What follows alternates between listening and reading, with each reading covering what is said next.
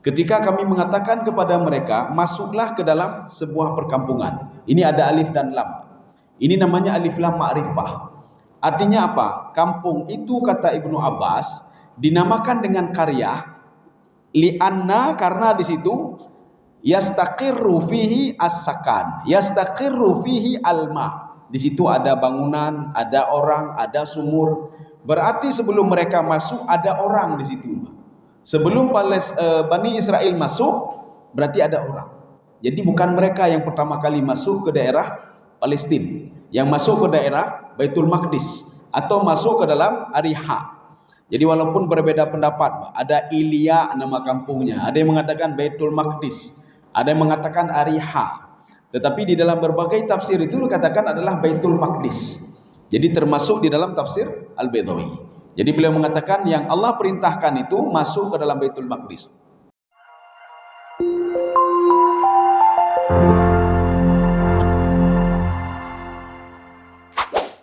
Selamat menonton dan jangan lupa di-subscribe ya. Bismillahirrahmanirrahim. Assalamualaikum warahmatullahi wabarakatuh. Alhamdulillahi rabbil alamin.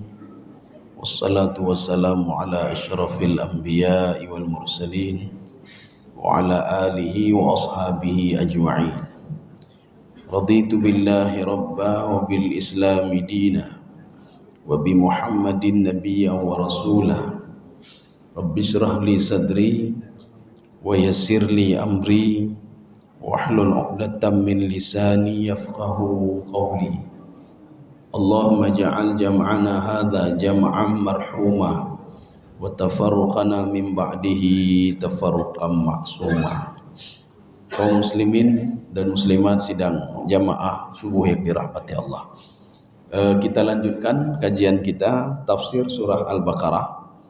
Sudah sampai ayat 58. Ini masih cerita tentang nikmat yang diberikan oleh Allah kepada Bani Israel, yang nanti akan lahir oknum-oknum di situ Yahudi dan Nasrani. Ya. Jadi kita masuk ayat 58. A'udzu billahi minasyaitonir rajim. Bismillahirrahmanirrahim. Wa idh qulna dkhulu hadhil qaryata fakulu minha haitsu syi'tum ragadan wadkhulul baba sujjadan wa qulu hittatun naghfir lakum khatayakum wa sanazidul muhsinin. Jadi kita pilah-pilah dulu ayatnya, kemudian setelah itu kita terjemahkan dan kita tafsirkan. Jadi yang pertama, wa idh qulna dkhulu hadhil qaryah. Ya, itu dulu diterjemahkan. Coba dibaca. Dan dalam kurung ingatlah ketika kami berfirman, masuklah kamu ke negeri ini, dalam kurung Baitul Maqdis. Iya. Masuklah ke dalam negeri ini dalam kurung Baitul Maqdis. Jadi terjemahan itu di dalam tafsir Baydawi juga Baitul Maqdis. Tetapi di dalam tafsir Sya'rawi, Imam Sya'rawi mengatakan ada 3. Baitul Maqdis, Palestina, Urdun. Urdun itu Yordania.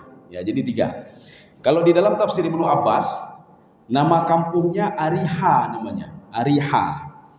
Ada yang mengatakan Ilya, nama kampungnya Ilya. Tetapi banyak yang mengatakan Baitul Maqdis.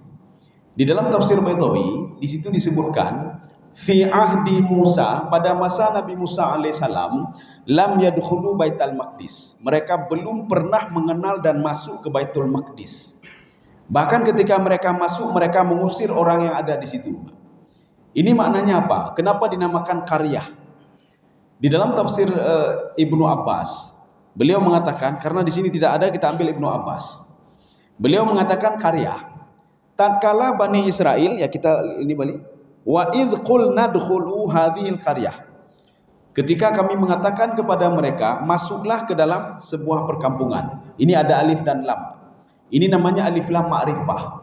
Artinya apa? Kampung itu, kata Ibnu Abbas, dinamakan dengan qaryah li'anna, karena di situ yastaqirru fihi as-sakan, yastaqirru fihi al-ma. Di situ ada bangunan, ada orang, ada sumur. Berarti sebelum mereka masuk ada orang di situ. Sebelum Bani Israel masuk, berarti ada orang. Jadi bukan mereka yang pertama kali masuk ke daerah Palestina, yang masuk ke daerah Baitul Maqdis atau masuk ke dalam Ariha. Jadi walaupun berbeda pendapat, ada Ilya nama kampungnya, ada yang mengatakan Baitul Maqdis, ada yang mengatakan Ariha. Tetapi di dalam berbagai tafsir itu dikatakan adalah Baitul Maqdis. Jadi termasuk di dalam tafsir Al-Baydawi. Jadi beliau mengatakan yang Allah perintahkan itu masuk ke dalam Baitul Maqdis. Setelah 40 tahun mereka berada di perkampungan Tih. Jadi Tih itu di antara Mesir dan Yordania, di tengah-tengah ini, Mas. Ketika mereka selamat dari kejaran Firaun, mereka tidak langsung masuk ke Palestina. Tapi 40 tahun berada di perkampungan Tih, mereka tidak ada apa-apa. Pohon kayu tidak ada, minuman tidak ada, apa-apa tidak ada, makanan tidak ada. Maka diberikan rahmat oleh Allah, dilindungi dengan awan selama 40 tahun. Diberikan makanan dan minuman oleh Allah Subhanahu wa taala. Kemudian setelah itu, baru setelah 40 tahun Allah menyuruh mereka melalui Nabi Musa alaihissalam untuk masuk ke Baitul Maqdis. Dalam sebuah tafsir lagi masuk ke Palestina. Satu tafsir lagi Yordania. Karena negara yang dekat dengan Saudi Arabia adalah Yordan. Jadi Yordan itu seperti kampung Samud, kampung Nabi Saleh, yang dihancurkan oleh Allah Subhanahu wa taala gara-gara mereka menyembah patung. Itu di mana itu? Di antara Saudi Arabia dan Yordania. Itu namanya Madain Saleh. Ya, sampai sekarang masih ada situs-situsnya itu. Jadi supaya orang mengenang kalau kejadian itu memang benar-benar terjadi. Ya. Wa idz qulna dkhulu hadhil qaryah. Jadi makanya qaryah yang dimaksud di situ adalah, maka kata Ibnu Abbas, itu perkampungan itu tinggal sebelumnya mimbaqiyati adin. Ada sisa-sisa kaum Ad yang dimusnahkan oleh Allah, ada sisa-sisanya yang patuh kepada Nabi Hud alaihissalam. Mereka itu Ad di mana Ad? Ad itu di antara Yaman dan Oman. Yaman, Oman, Saudi Arabia, Yordania. Mereka dari sini berhijrah menuju ke Palestina atau Baitul Maqdis. Jadi artinya apa? Di situ ada tinggal kaum sebelumnya. Jadi tidak benar kalau dikatakan Bani Israel pertama sekali yang menduduki, itu tidak benar. Ada orang lain di situ. Sehingga mereka mengusir orang itu dari Baitul Maqdis. Ya, kaum muslimin sedang jemaah yang dirahmati Allah. Jadi makanya ada kerajaan Nabi Sulaiman itu kan dua. Yang pertama itu di Baitul Maqdis. Yang kedua itu di Yaman. Jadi di Yaman ketika beliau mengundang Ratu Balqis. Jadi untuk pergi ke istananya. Di mana itu? Ya di Yaman, Pak. Ketika mengundang Ratu Balqis yang ada di Sabah untuk pergi ke kerajaan beliau. Tapi sampai sekarang Allah Subhanahu wa taala tidak menampakkan kerajaannya. Istilahnya sudah ditutup, Pak, sudah ditutup. Ya. Makanya ketika meninggalnya Nabi Sulaiman alaihi salam, iblis mengangkat kembali kitab-kitab sihir yang ditanam oleh Nabi Sulaiman alaihi salam. Disitulah muncul sihir lagi. Ya. Ini poin yang pertama. Wa idz qulna dkhulu hadhil qaryah. Ini satu. Poin yang kedua, fakulu minha haitsu syi'tum ragadan. Ya, coba dibaca. Dan makanlah dari hasil buminya yang banyak. Ya, maksudnya apa? Makanlah dari hasil buminya yang banyak. Maksudnya negara Palestina itu adalah negara makmur. Sekarang kita buktikan. Di dalam Al-Quran Allah mengatakan subhanalladzi asra bi'abdihi lailam minal masjidil haram ilal masjidil aqsa alladzi barakna haulahu linuriyahu. Itu lam itu adalah lam ta'lil. Makna lam di situ apa? Allah ingin menampakkan perjalanan Rasulullah sallallahu alaihi wasallam dari Mekah menuju Masjidil Aqsa, linuriyahu min ayatina. Begitu suburnya tempat itu. Di antara Mekah Al-Mukarramah menuju Masjidil Aqsa, itu tempat itu sangat subur sekali. Ini kalau kita merujuk ke dalam tafsir Al-Baghawi. Imam Baghawi mengatakan kejadian-kejadian di antara yang pertama, linuriyahu min ayatina, tempat itu sangat subur sekali. Antara Mekah dan Masjidil Aqsa. Satu. Yang kedua, makna linuriyahu min ayatina. Di situ banyak para nabi dan rasul di antara Mekah dan Masjidil Aqsa. Itu banyak nabi dan rasul, termasuk Nabi Musa alaihissalam. Dua. Yang ketiga, linuriyahu min ayatina. Ada apa di antara Mekah dan Masjidil Aqsa? Jadi di dalam tafsir Baydawi itu diungkapkan, disitulah nanti titik kumpul ketika kita di padang mahsyar. Semua manusia berkumpul di situ. Walaupun sebagian tafsir mengatakan titik kumpul kita di padang mahsyar adalah di daerah Suriah. Dalam tafsir Sawi diungkapkan Suriah. Maka ketika semua dihancurkan oleh Allah, waktu kita berkumpul nanti titik kumpulnya di situ. Apakah padang mahsyar juga sama dengan bumi? Tidak sama dengan bumi. Jadi bagaimana juga? Yauma tubaddalul ardu ghairal ardi was samawat. Ketika bumi ini saya hancurkan, kata Allah Subhanahu wa taala, saya ganti bumi ini dengan yang bukan bumi. Itulah padang mahsyar. Maknanya apa? Bumi ini adalah bahagian daripada padang mahsyar. Kalau padang mahsyar itu sangat luas sekali, maka bumi mungkin hanya kecil tempatnya, Pak. Dan titik kumpul kita itulah di situ, bukan di tempat yang lain. Di mana itu? Linuriyahu min ayatina. Maka sebelumnya Allah sudah memberitahukan Nabi Muhammad SAW, saya akan menampakkan tanda-tanda kekuasaan. Maknanya apa? Di antara Mekah dan Baitul Maqdis atau Masjidil Aqsa. Disitulah titik kumpul. Ada yang mengatakan bukan di situ, tetapi di Suriah. Suriah kan masuk juga daerah Syam. Jadi Syam itu Suriah, Palestina, dan Yordania. 3 negara. Ini 3 negara ini kenapa jadi rebutan, Pak? Karena negara ini letaknya sangat strategis sekali. Strategis bagaimana? Ini Asia. Asia dekat dengan Afrika, dekat dengan Mesir, dekat dengan Eropa juga. Ini 3 negara ini. Makanya Rasulullah SAW itu liila fi Quraisy, berdagang itu ke Yaman dan menuju ke Syam. Makanya di Syam itu semuanya ada. Istilahnya asimilasi peradaban, semua terjadi di situ. Ya, kenapa? Karena itu letaknya itu di antara 3 negara, 3 benua, benua Asia, benua Eropa, dan benua Afrika. Jadi makanya di samping Syam itu kan ada Laut Hitam. Setelah Laut Hitam itu masuk Eropa. Kemudian ketika Allah Subhanahu wa taala akan menghancurkan kaum Nabi Lut alaihissalam, apa firman Allah dalam Al-Qur'an? Wamdu haitsu tu'marun. Pergilah kamu sejauh apapun perjalanan, kemana disuruh pergi. Sebagian penafsir mengatakan masuklah ke daerah Mesir. Ya, masuklah ke Mesir.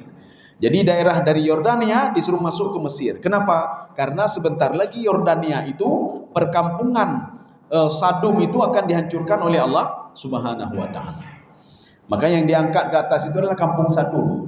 Dan Allah memerintahkan kepada Nabi Lut alaihissalam melalui Jibril alaihissalam untuk meninggalkan Sadum. Menuju ke mana? Menuju ke Mesir. Karena yang paling dekat itu adalah Mesir.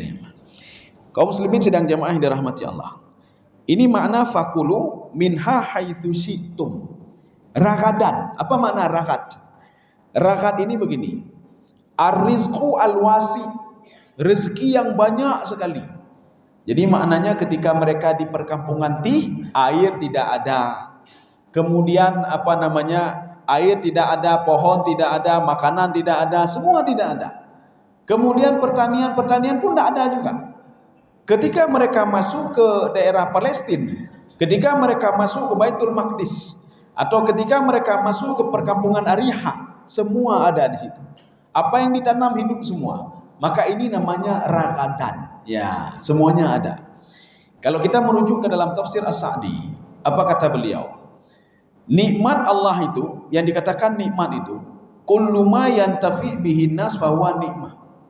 Segala sesuatu yang bisa diambil manfaat oleh manusia itu nikmat namanya.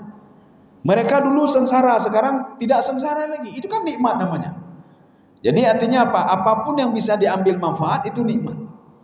Kita ada kendaraan, bisa ambil manfaat, nikmatnya. Maka kendaraan itu tidak menjadi nikmat kalau belum bisa kita pakai lagi, Pak. Itu belum nikmat lagi. Kita sedang sakit, beli kendaraan. Kendaraan itu belum nikmat lagi. Kenapa? Belum kita gunakan. Kita punya duit. Duit ini belum nikmat kalau belum kita gunakan lagi, Pak. Kalau ada manfaat berarti nikmat. Ya, nikmat. Artinya apa? Kullu ma yantafi bihin nas fahuwa nikmat. Jadi makanya kita jangan berpikir nikmat itu dalam ruang lingkup yang kecil. Jadi nikmat itu dalam ruang lingkup yang besar. Apapun yang bisa kita ambil manfaat itu nikmat. Kita bisa mengambil manfaat dengan tetangga kita yang baik, itu nikmat juga. Nikmat punya tetangga yang baik. Kita bisa mengambil manfaat dengan anak kita. Paling enggak kalau kita meninggal ada yang mandikan kita, ada yang mendoakan kita, ada yang menyalatkan kita. Berarti nikmat, anak itu nikmat. Ini makna rakat. Jadi rakat itu apa? Nikmat yang sangat luas sekali. Jangan berpikir nikmat tinggal di situ saja, tidak. Mereka diberikan tempat tinggal di situ. Tempatnya subur lagi. Mereka air ada, semua ada di situ. Cuma masalahnya mereka mengusir penduduk yang sudah ada di situ. Yang pekatun Bani Israel. Yang nanti sudah ada oknum-oknumnya. Oknumnya adalah Yahudi dan Nasrani. Kita sudah ceritakan kenapa lahir Yahudi. Kita sudah ceritakan kenapa lahir Nasrani dari Bani Israel. Padahal Allah sudah mengatakan di dalam Al-Quran, wa inni faddaltukum alal alamin. Saya melebihkan kalian di seluruh penjuru dunia ini. Ya, tetapi ketika lahir umat Nabi Muhammad yang lebih dahsyat lagi dibandingkan mereka. Kenapa? Kuntum khaira ummah. Yang paling bagus itu adalah kalian umat Muhammad. Tetapi tidak semuanya. Hana mendung Pak. Ya, hana mendung umat Nabi. Tidak semua umat Nabi itu khaira ummah.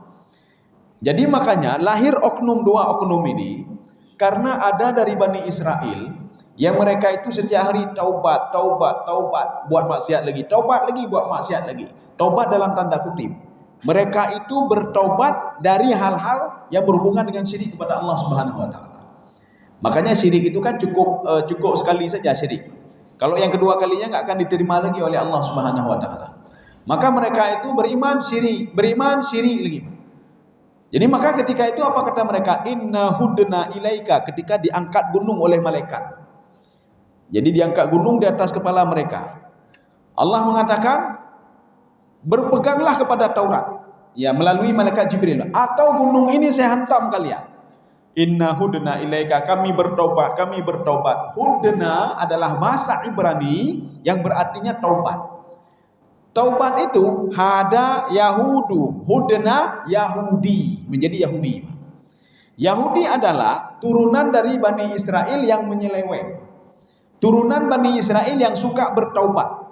Maka kita jangan mengatakan Bani Israel tidak benar. Bukan Bani Israel tidak benar, Yahudi yang tidak benar. Ya, ini satu.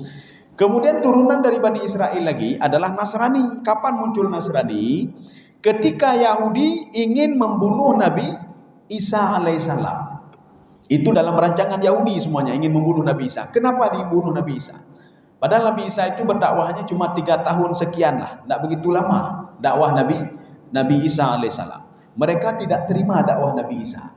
Nabi Isa mengatakan wa rasulan ila Bani Israel, saya rasul untuk Bani Israel. Ya, bukan untuk Yahudi, dan bukan untuk Nasrani, rasulan Bani Israel. Kenapa? Yahudi orang yang menyeleweng. Dan saya akan meluruskan segala Taurat yang sudah kalian robah-robah. Itulah perjanjian lama. Membengeh dek Yahudi. Maka mereka merencanakan untuk membunuh Nabi Isa alaihissalam. Maka bangkitlah Bani Israel yang mereka loyal terhadap Nabi Isa alaihissalam. Ada 12 orang.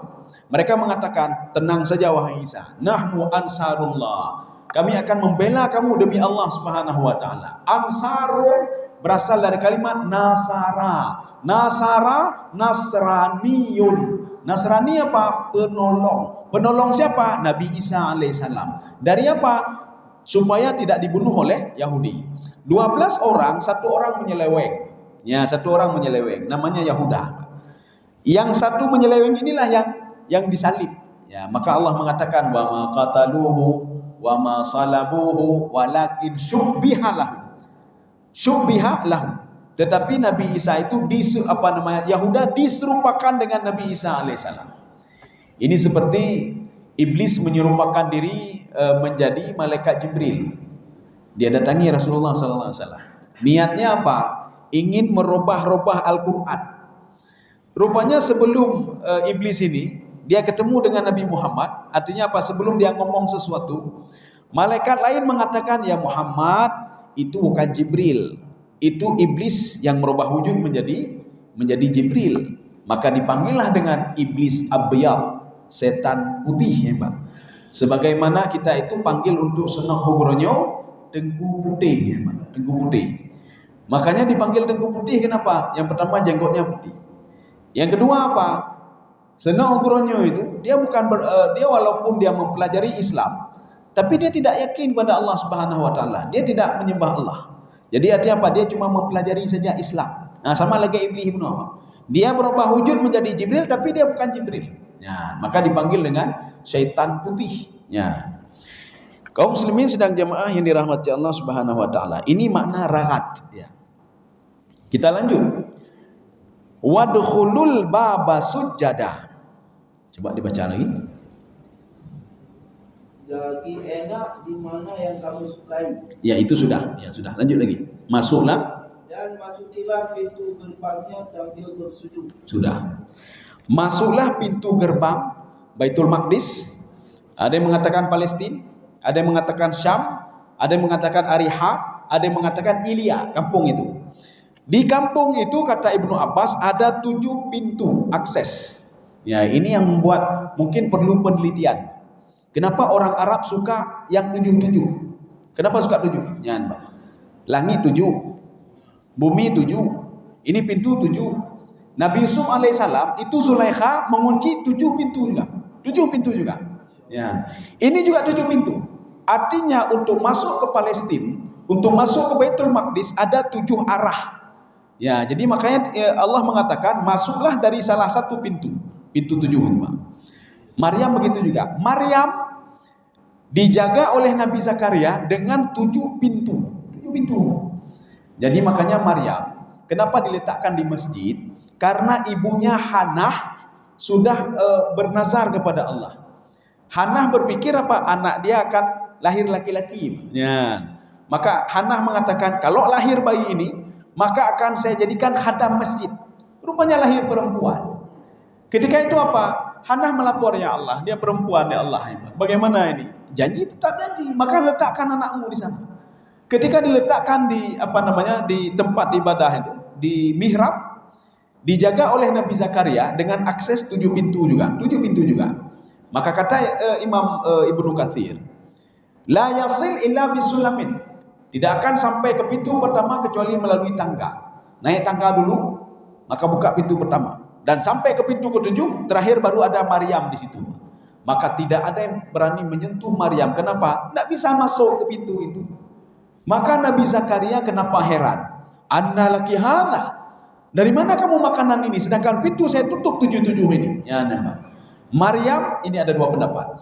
Ada yang mengatakan Maryam sudah bisa berbicara. Ada yang mengatakan Maryam masih bayi, Pak, sehingga Nabi Zakaria terkejut. Maryam menjawab, hadza min indillah. Ini Allah berikan kepada saya. Ini kata Maryam. Maka terkejut Nabi Zakaria. Ya, ini maksudnya apa? 7. Akses 7 pintu. Ini begitu juga. Masuk ke Palestina itu, masuk ke Baitul Maqdis, masuk ke Ariha atau Ilya melalui 7 pintu. Apa yang Allah minta kepada mereka? Sujadan. Sujadan itu di situ sujud ya. Sujud. Di dalam tafsir Al-Qurtubi itu bukan sujud tapi ruku. Ya, ruku. Ada juga yang mengatakan ini namanya majaz mursal alaqah juz'iyah. Maksudnya apa? Ketika kamu masuk ke situ, sujud syukurlah kamu. Ya, nampak. Bukan sujud saja. Sujud syukur kan Allahu Akbar. Allahu Akbar sebagai bukti bersyukur. Inilah kita kalau baru masuk ke rumah barunya, nampak. Atau kita itu baru dapat rezeki dan lain sebagainya. Diusahakan bersyukurlah kita kepada Allah dengan cara sujud syukur. Ya, Ibnu Abbas mengatakan makna di sini sujadan ini apa maknanya? Kamu itu ruku, ya dia ruku. Ibnu Abbas ruku, ruku jadi begini, ruku. Tapi kalau dalam tafsir lain, ruku adalah bahagian daripada sujud, sama saja. Jadi disuruh sujud. Sebagaimana Rasulullah SAW ketika berhasil menaklukkan kota Mekah yang dinamakan dengan Fathu Mekah. Ketika itu Rasulullah langsung salat setelah itu. Setelah bisa menguasai kota Mekah, salat 8 rakaat. 2 rakaat, 2 rakaat, 2 rakaat. Ya. Artinya apa? Itu lebih bagus lagi. Ini yang dibuat oleh para sahabat ketika berhasil menaklukkan Mesir, menaklukkan negara-negara yang yang kuat. Mereka langsung salat 8 rakaat sebagai bukti rasa syukur kepada Allah Subhanahu wa taala. Maka Allah mengharapkan kepada Bani Israel yang tadi mereka itu sengsara di Mesir, yang diazab oleh Fir'aun, kemudian mereka itu sengsara di perkampungan Tih, tidak ada apa-apa. Sekarang masuk ke Palestina, masuk ke Baitul Maqdis, diberikan nikmat oleh Allah. Permintaan Allah satu saja, sujadan. Coba sebagai rasa syukur kamu sujud, atau kamu ruku, atau yang ketiga kamu salatnya, kamu salat. Pertanyaannya, apakah sudah ada ibadah salat waktu itu? Bagaimana cara pelaksanaan salatnya?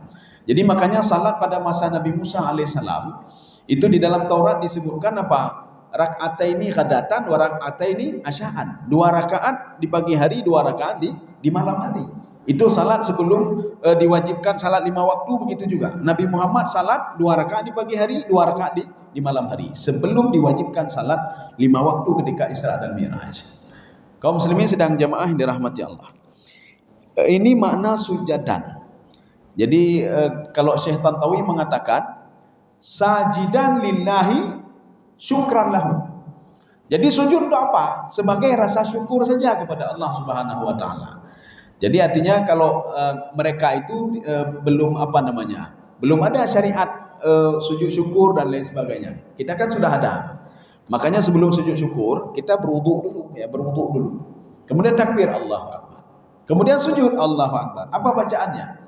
Rabbi auzi'ni an ashkura ni'mataka allati an'amta alayya wa ala walidayya wa an a'mala salihan tardah, dan seterusnya. Itu yang kita baca. Jadi artinya apa? Mengajarkan, Allah ajarkan saya supaya saya selalu bersyukur kepada nikmat yang kau berikan kepada saya. Itu saja yang dituntut oleh Allah Subhanahu wa taala. Kamu rasa syukur saja. Ya. Sudah, sekarang kita lanjut poin yang ketiga. Wa qulu hittatun naghfir lakum khatayakum. Kita yang pendek dulu, Mak. Wa qulu hittah. Nah, itu dulu. Dan katakanlah, bebaskanlah kami dari dosa. Iya.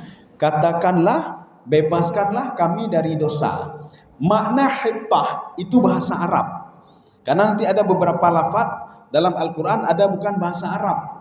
Bukan bahasa Arab, tapi sedikit ya, sedikit 0,00 sekian persen. Hittah ini asal katanya apa? Hatta minadz-dzunub. Dimaafkan dari dosa. Itu makna hittah. Jadi berasal dari ahata, hittah. Hittatun minadz-dzunub. Jadi ketika kamu masuk ke Palestina, masuk ke Baitul Maqdis, ucapkanlah hittah. Artinya apa? Maafkanlah kami. Satu. Yang kedua, di dalam tafsir Ibnu Katsir, Imam Ibnu Katsir mengatakan, ucapkanlah astaghfirullahaladzim, astaghfirullahaladzim, maafkan kami ya Allah, maafkan kami ya Allah. Dalam tafsir Ibnu Abbas, ucapkanlah ketika kalian baru masuk ke perkampungan yang baru atau ke rumah yang baru, la ilaha illallah, la ilaha illallah, yang diucapkan. Ini dalam tafsir Ibnu Abbas. Maka makna hittah di sini jadi bisa 3. Yang pertama, ampuni dosa. Yang kedua, ucapan astaghfirullahaladzim. Yang ketiga, ucapan la ilaha illallah, la ilaha illallah. Jadi la ilaha illallah bukan Mbak Tamadiyah mentanggan, Mbak. Ketika mau masuk, ini kalau versi tafsir Ibnu Abbas, mau masuk ke tempat yang baru kita tinggal, belum pernah kita tinggal, ucapkanlah la ilaha illallah. Lagi huruf inna lillahi, Mbak. Kita biasa inna lillahi na huruf meninggal, Mbak. Pada ada bukan inna lillahi, sama meninggal. Ada seorang khalifah gubernur. Ketika dia ahli ibadah, gubernur Hims. Jadi Hims itu di Suriah. Jadi waktu itu dia hidup gubernur paling miskin mungkin di dunia. Gubernur paling miskin pada masa Umar bin Khattab radhiyallahu anhu. Waktu itu Umar mengatakan, wahai masyarakat, tolong catat, tulis orang yang paling miskin di Suriah siapa? Apa dijawab penduduk Suriah? Hana, kamu kaya-kaya mendu. Ya, nampak. Yang kasih tahu cik, gubernur kamu yang kasih. Gubernur kami paling kasih. Kalau kita kan tidak. Coba catat siapa yang paling miskin. Yang nandroile dia catat. Nandroile supaya dapat bantuan, ya, Pak. Lun kasih ini, Pak. Lugatin. Jadi mengaku semua gatin. Makanya demi dapat beasiswa berani buat surat miskin lagi Pak. Padahal mendung nah Pak. Lugatin. Supaya dapat bantuan. Ya namanya. Jadi waktu itu apa? Sekarang begini. Khudh min baitil mali syai'an. Ambillah sesuatu kata Umar dari baitul mal, serahkan kepada gubernur kalian. Rupanya betul-betul miskin gubernurnya dulu. Bajunya cuma satu bajunya.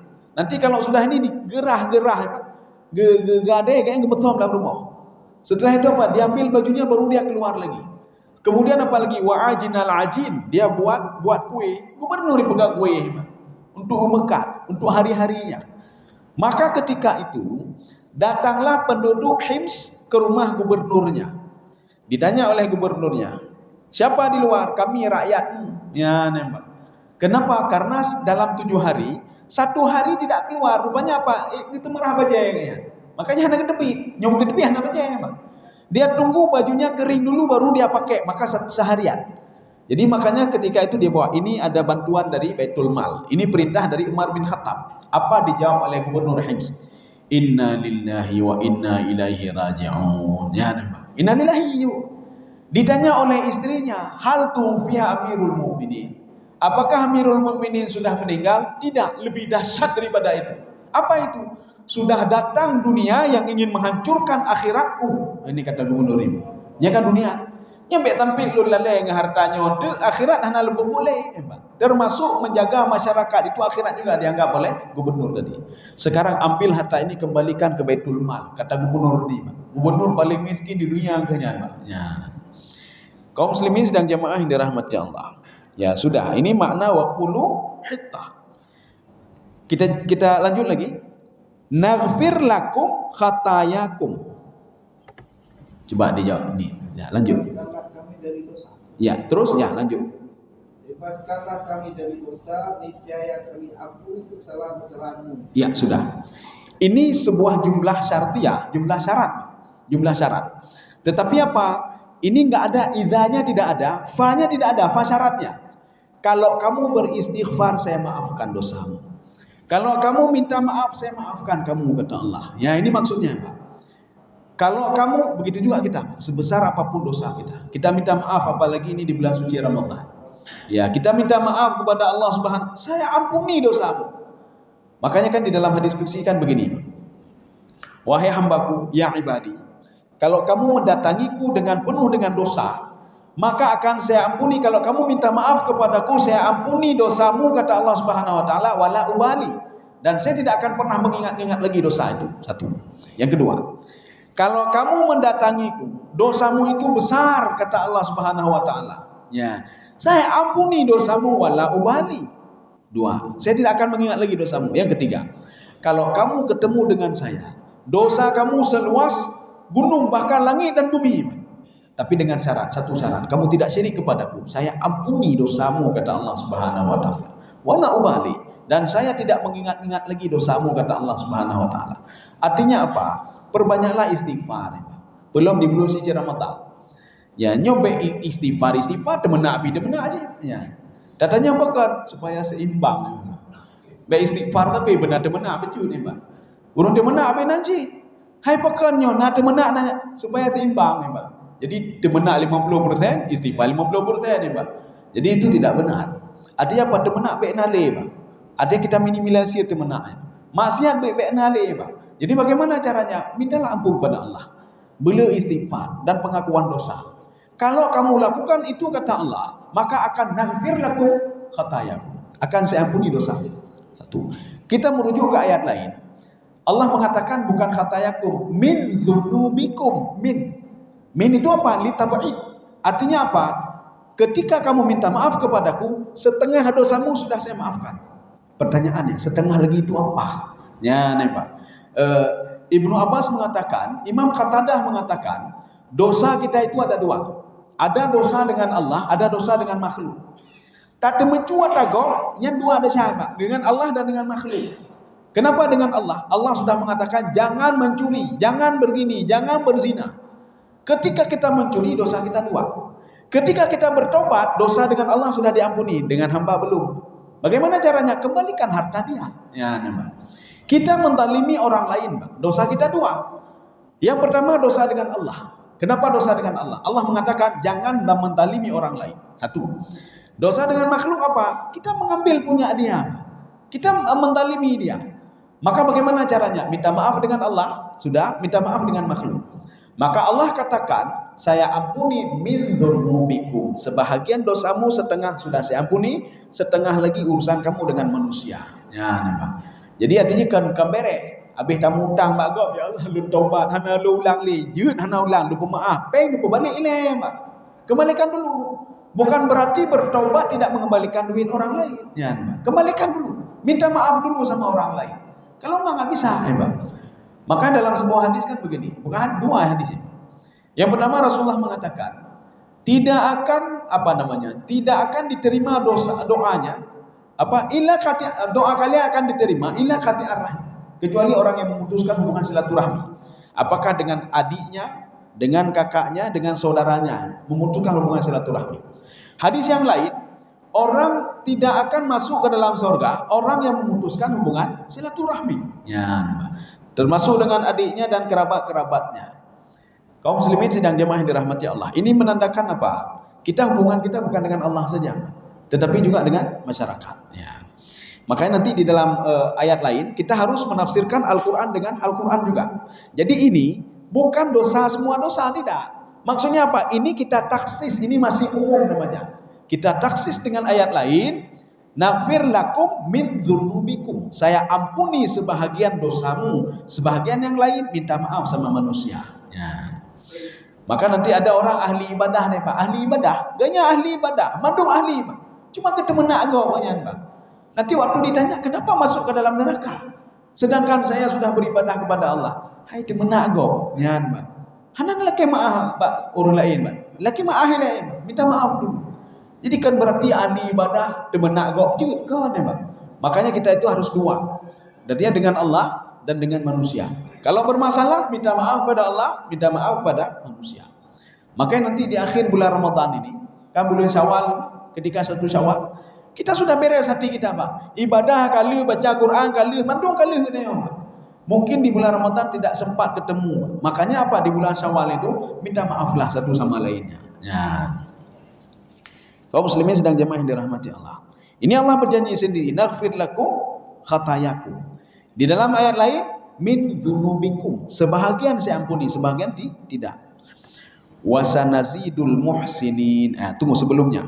Sebelum kita lanjut ayat ini, pertanyaannya, apakah Bani Israel melakukan apa yang Allah suruh? Apakah Bani Israel mereka ketika masuk ke Palestina atau masuk ke Baitul Maqdis, mereka sujud? Ini kita tafsirkan dengan ayat lain. Mereka tidak sujud. Tetapi apa mereka lakukan? Mereka mengolok-olok Nabi Musa alaihissalam.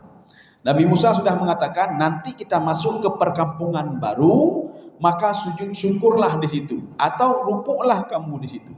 Tapi mereka apa? Mengolok-olok Nabi Musa alaihissalam. Mereka masuk dengan punggungnya, Pak, sehingga mereka tolak-tolak kakinya sehingga masuk. Ini syukur katanya, Pak. Membengeh dia Allah, Pak. Bagaimana marahnya Allah?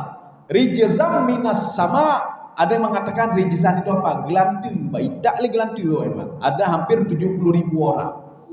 Ada yang mengatakan apa? Itu penyakit taun yang pertama di dunia.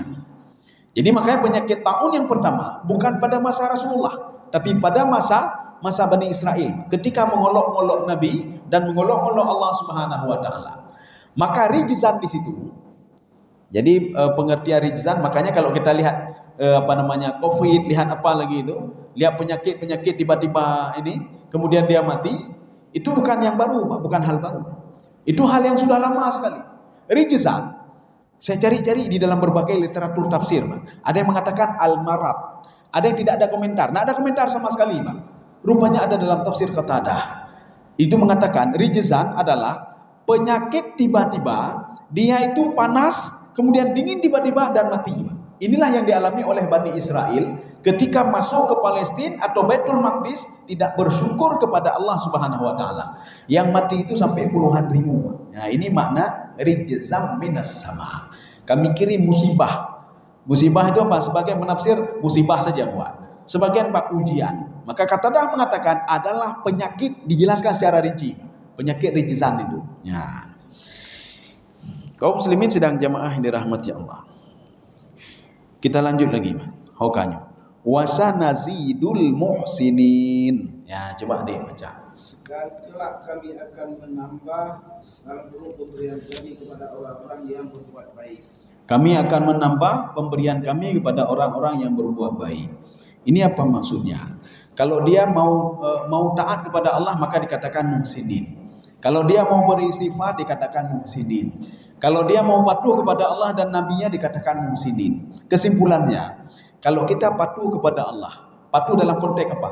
Kita jalankan perintah Allah dan meninggalkan apa yang dilarang oleh Allah Subhanahu wa taala. Dan kita terus beristighfar. Kita minta maaf kepada Allah Subhanahu wa taala. Akan saya tambah lagi nikmat, saya tambah lagi nikmat. Nikmat di mana itu? Di dalam tafsir At-Tabari, fid dunya wal akhirah. Nikmat dunia dan akhirat. Dunia apa yang kita dapat? Ketenangan jiwa. Nikmat yang paling dahsyat di dunia kan ketenangan jiwa. Lain kan enggak ada. Kalau kita tanya ngapain merebut jabatan? Supaya tenang jiwa lun, bukan jiu gau membaknya. Jiu gau. Tetapi buktinya apa? Setelah dia dapat jabatan tak tenang juga dia, ingin lebih hebat lagi. Setelah dapat ingin hebat lagi dia. Ya, jadi makanya ketenangan jiwa dapatnya bukan dari cari jabatan, tidak. Ada orang yang mengejar harta, kita tanya untuk apa cari harta banyak? Rumah cukup jai kan, Pak. Supaya jiwa saya tenang. Rupanya tidak tenang juga. Tidak tenang juga. Kalau kita tanya untuk apa pergi ke Bali? Supaya tenang ini jiwa ini. Setelah sekian bekerja, maka paling enggak setahun sekali kita pergi ke Bali. Sampai ke Bali nak tenang juga jiwanya. Maka Allah mengatakan dalam Al-Quran, untuk ketenangan jiwa tidak ada lain. Ala bidzikrillahi tatma'innul qulub. Hanya dengan berzikir kepada Allah dan diberikan ketenangan oleh Allah Subhanahu wa taala. Makanya kalau ingin tenang jiwa, cok wudu temayang, yang tenang jiwa. Maka kita itu ketika sibuk beraktivitas, ketika zuhur ke azan, itu sebenarnya untuk menenangkan jiwa. Yo lauleo kamu kira Pak lauleo Pak. Bukan tu Pak. Ketika waktu zuhur kita ambil wudu kena air lagi Pak, tenang jiwa. Habis ada tebik lah katutah lom tanya waktu asar tenang lom jiwa. Makanya ketenangan jiwa itu adalah nikmat yang paling dahsyat. Maka Allah mengatakan pada Nabi Muhammad sallallahu alaihi wasallam, "Alam nasrah laka sadrak." Ya Muhammad, dadamu sudah lapang, itu sebuah nikmat yang luar biasa ya Muhammad. Dan sahabat bertanya ke Rasulullah, "Ya Rasulullah, ada enggak tanda-tanda orang sudah tenang jiwanya, lapang dadanya?" Ada, kata Rasulullah. Bagaimana ciri-cirinya ya Rasulullah? Jadi dia itu, kata Rasulullah, dia selalu mengingat matinya, nampaknya orang ingat mati. Maka orang yang selalu mengingat mati jiwanya tenang. Bahkan tenang jiwa. Alah, untuk apa kita dan merepah-repah hartanya mati jinnya. Maka dia itu ketika tidak dapat jatah dari merepah-repah harta itu jiwanya masih tenang. Kenapa? Dia teringat mati keput hati dan pencerok. Mati jin. Kepeet tak kumpul harta. Mati jin. Kita meninggal juga. Ya, nampak. Berapa tahunlah kita bisa senang di dunia ini? Belum senang.